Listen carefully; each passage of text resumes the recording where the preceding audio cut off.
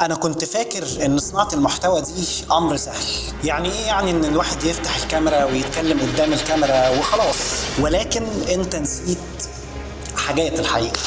نسيت انك تتعلم ايه هي الكادرات المناسبة للفيديو بتاعك، نسيت انك تتعلم ازاي تنور الفيديو بشكل محترف وكويس، ونسيت ان انت تكتب سكريبت يشد انتباه الناس، ونسيت ان انت ازاي اصلا تتكلم قدام الكاميرا. ان خلي بالك قدام الكاميرا لسانك بينمل. بس قبل ما تحبط وتعمل لي انفولو، يعني ابوس ايدك ما تعمليش انفولو، تمام؟ هشارك معاك حاجة مهمة جدا، لو عملتها في الفيديو بتاعك هيبقى عندك فرصة ان المحتوى بتاعك يتشاف وتبقى صانع محتوى جيد جدا.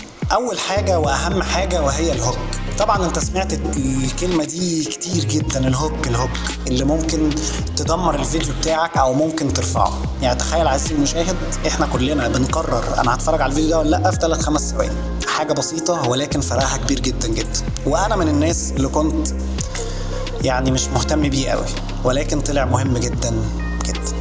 فدي اول حاجة محتاجين نتعلمها مبدئيا. عندك 3 حاجات: الفيجوال هوك والتكست هوك والاوديو هوك. الفيجوال هوك هو حاجة او اكشن او حاجة لافتة للانتباه بتحصل في اول 3-5 ثواني.